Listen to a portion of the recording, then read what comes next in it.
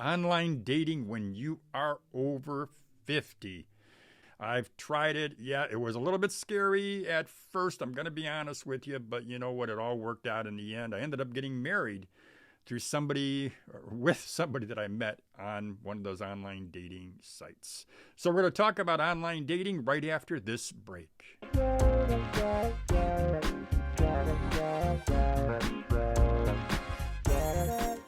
My name is Lou Reyes, and welcome back to Over 50 TV on YouTube, where I share the latest and the best career, money, and lifestyle tips for people over 50.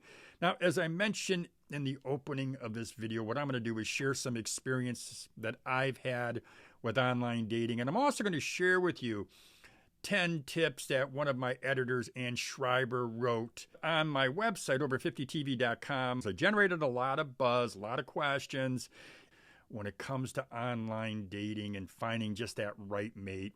You know, a lot of us out there, especially if we're older, you know, we get to hear from our friends some of the horror stories about online dating. You know, we hear that some of these are scams. Sometimes we're wasting our time and our money. And then for me, I also worry, well, if I go on these online dates and I do more online dating, well, what's going to happen? Am I going to make the same mistakes that I always made when I dated prior to going online? So yeah, those were some concerns of mine. Well, what I'm going to do, as I said, I'm going to share my experience. I'm going to share Ann's tips. If you want a more comprehensive version of what I'm going to summarize for you today, well, check out over50tv.com. I'm going to put a link to the articles that Ann Schreiber wrote about online dating. I'll put a link in the description box. So now let's just get to it. Let me tell you the first of the 10 tips that you need to know about online dating. Choose the right app. And this is tip number 1. And what I'm going to suggest is select platforms that cater to your age group and your dating preferences. You know, online dating platforms like eHarmony, Silver Singles, Our Time, and Match.com, they cater to a lot of singles, and I think they make it so easy. And Ann wrote that it makes love and romance just a click away. And I guess, yeah, that's really just a good summary. I used Match.com. I didn't use the other 3, but I didn't use them because I got quite a few dates through Match.com. And what I found was many of those dates actually, because I think I filled out the application, went through that process, I think because I was pretty thorough in what I wanted and what I thought would be best for me, I think Match.com really worked out really, really well. So the number 1 suggestion is choose the right app. Stay safe. That is tip number 2, rule number 2. Prioritize your safety by meeting that new connection, that new love connection in a public place. I think it's very, very important regardless of your gender. You know, when I made that connection through an online dating service, yes, the first thing I did was I got on the phone.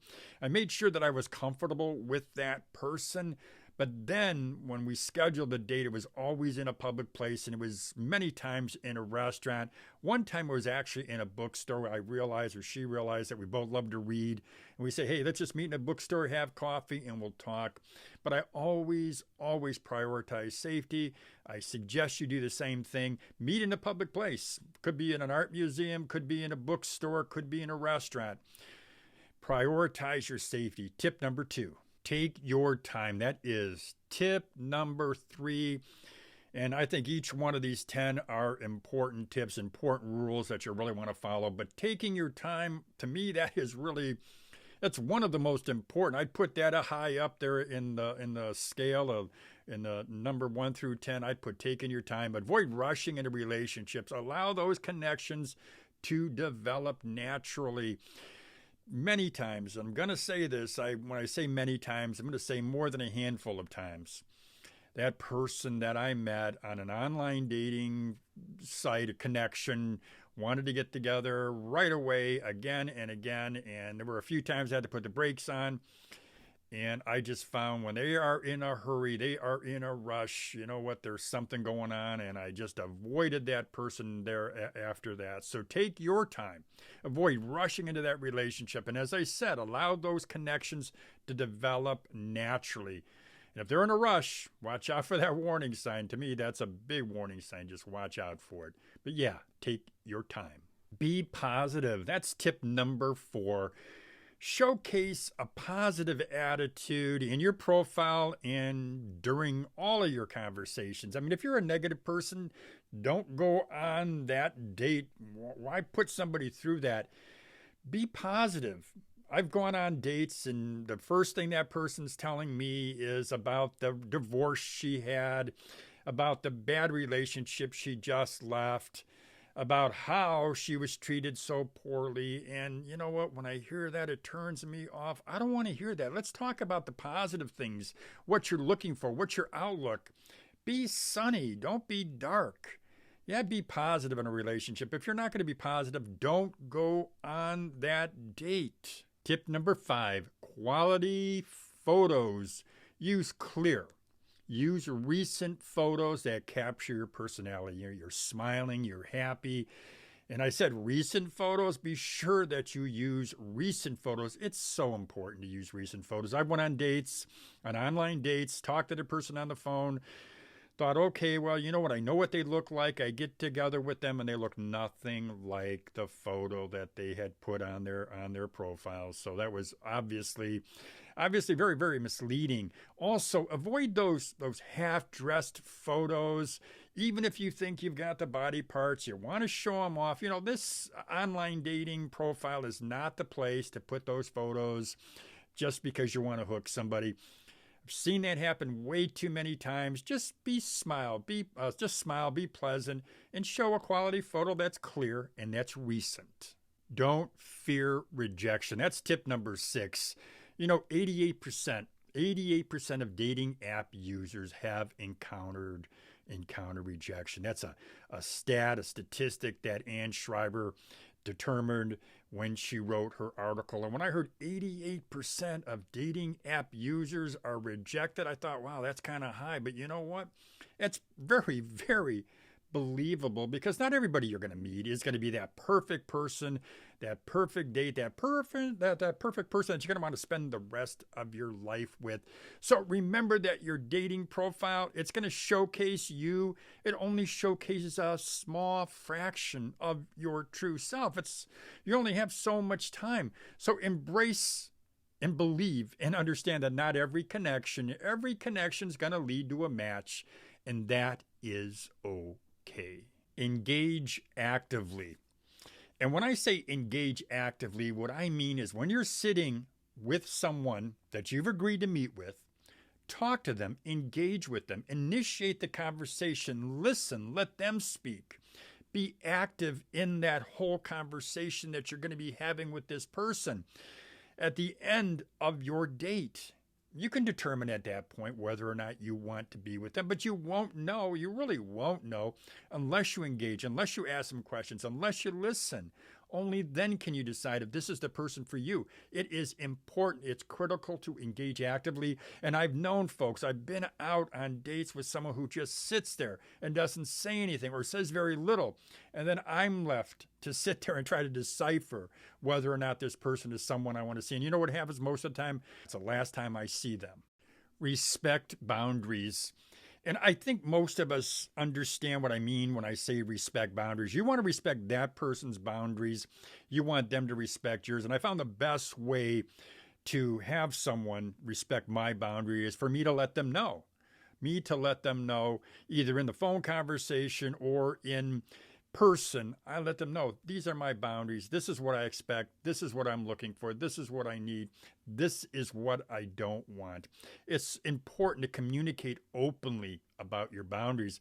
If you find someone who is touching you too much and you don't want them to touch you, or someone that's expecting too much, well, you haven't communicated. It's likely you haven't communicated your boundaries effectively. And if you feel that you have and they're not respecting your boundaries, well, then you know that you don't need to or want to see them again.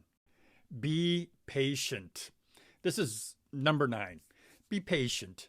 finding that right match, usually it's going to take time. You've got to be patient. You've got to be persistent. If you're really looking for a connection, if you're looking for someone that you can date for the rest of your life or just go on a few dates with. I think this is best illustrated with a story. A friend of mine who went on a few online dates. He went on 2. Didn't work out either time, and then he said, "You know, Lou, I'm giving up on this. I'm just giving up on online dating. I don't need to do this. It just doesn't work out." And I said to him, "Why are you giving up now? You've only been on 2. You're just starting to get your feet wet. You're just starting to get to understand this whole process." No, I'm done with it. I'm done with online dating. And you know what? He was done with online dating. And you know what he's doing? He's spending his evenings, his Fridays, his Saturdays by himself. And I mean literally by himself. So yeah, you've got to be patient. And if you're patient, good things will come, usually. But if you're impatient, you're going to be like my friend, sitting by yourself, maybe looking at the television, maybe just going out in your backyard and mowing the grass or something. Be patient. Don't rush. Now, this is number 10. And when I say don't rush, what I mean is this. Don't think, okay, I found someone, I really like them, they really like me, we have a lot of fun together. I'm over 50 years old, how much time do I have left? You know what, let's move in together, let's get married. Don't rush. Don't rush, because you could be scaring that person off, and maybe they have the same feelings towards you, but maybe they don't. Don't rush. Take your time. Gauge the situation. You know, you could be hearing the birds singing, you could be playing, you're hearing the music, and everything goes right, everything's great, but just don't rush it. Take your time, get to learn them. And you know what? When it's right, it'll be right. Don't rush it. Well, there you go, my friends. I've just given you 10 rules for online dating success when you are over 50. And I do believe if you follow these rules, if you follow each of the 10 rules that I've outlined, I'm sure there's some more, but at least these 10 should cover just about any situation that you could find yourself in when it comes to online dating. And I'm going to leave you with some words from Ann Schreiber, what she says in her article. And I think these words kind of just encapsulate this whole online dating world. She says, by following these guidelines, over 50-somethings can confidently navigate the world of online dating, opening themselves up to the exciting possibilities of finding genuine connections and meaningful relationships. And Ann, I couldn't have said it better myself, my friend. So thank you so much for the articles you have on over50tv.com. And for those of you out there, if you want career tips, if you want money tips, if you want lifestyle tips for people over 50, well, then check out over50tv.com. Also, consider subscribing here to Over 50 TV on YouTube. We got plenty of other videos. Most of our videos are on careers, some on money, a lot of videos on side hustles, how to start that right side hustle when you're over 50. But check it all out. See if you like it. If you like it, subscribe. Also, go ahead and give us a thumbs up. That's all I got for you, my friends. Have a great day, everybody.